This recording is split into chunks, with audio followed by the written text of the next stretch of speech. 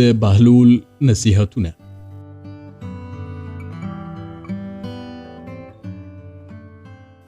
د خلیفه غذا. یو ورځ هارون رشید د بهلول نه پوښتنه وکړه: څه موده کېږي چې هر څومره غذا خورم خو نه مې هضمېږي؟ بهلوله څه وکړم؟ بهلول وویل: د دې مریضي هیڅ چاره نشته غیر له دې نه چې نور هضم شوي ډوډۍ وخوري.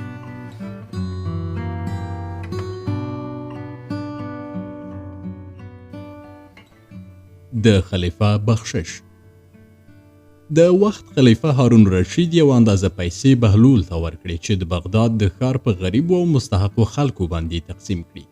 بهلول پیسې واخیستې او د فکر کولو وروسته بیرته خلیفه ته ورکړې. هارون رشید د دې عمل د علت پوښتنه وکړه.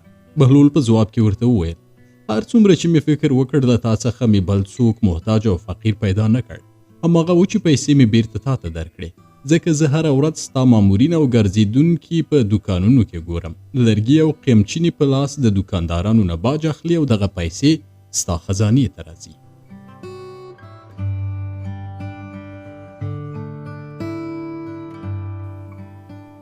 خلیفه ته د بهلول نصیحت. بهلول د خلافت دربار ته لاړ او د هارون رشید خوا کې کېناست.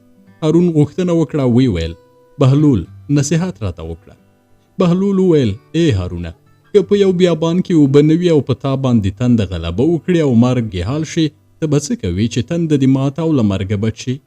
هارون وویل: د طلا 100 دیناره ورکوم. بهلول وویل: که چیرې د اوبو خاوند دینار وانخلي بیا څه کوي؟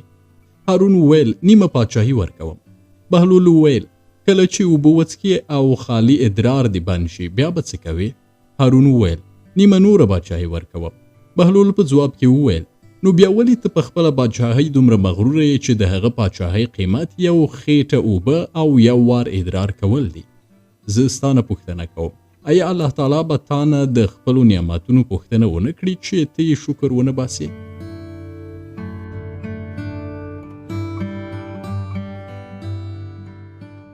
د هارون رشید قیمت. هارون او بهلول حمام ته لاړل. خلیفه په ټوکو کې بهلول ته وویل: که چیرې زه ستا غلام وای نو څومره قیمت به مې درلود؟ بهلول وویل: 50 دیناره. خلیفه په قهر شو، وی ویل: ای لیونیه، کوم لنګ چې ما پورې تړلی دی د دې قیمت 50 دیناره دی، زما قیمت څو کېږي؟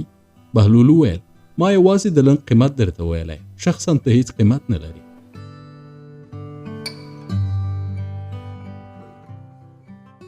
د بهلول پور اخیستل.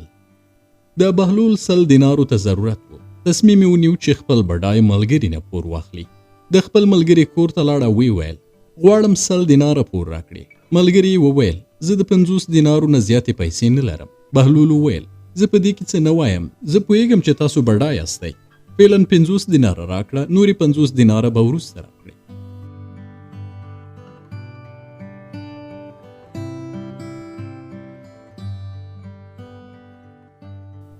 د بهلول پیاده ګرځېدل.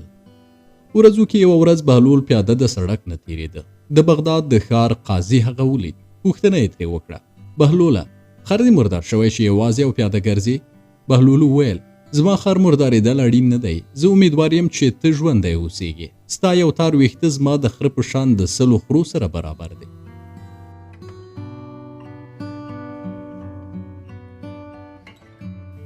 څوک ناپوه دی؟ عباسي خلیفه هارون رشید په یو مجلس کې د ملک لوړ رتبه کسانو سره ناست و. غوښتل چې بهلول مسخره کړي. بهلول نه پوښتنه وکړه: آیا د ځان نه به د ناپوه انسان په دنیا کې لیدلی وي؟ بهلول فوراً په ځواب کې وویل: نه. هارون رشید ته اشاره وکړه، وی ویل: د اول ځل دی چې د خپل ځان نه ناپوه وینم او هغه هم ته یې.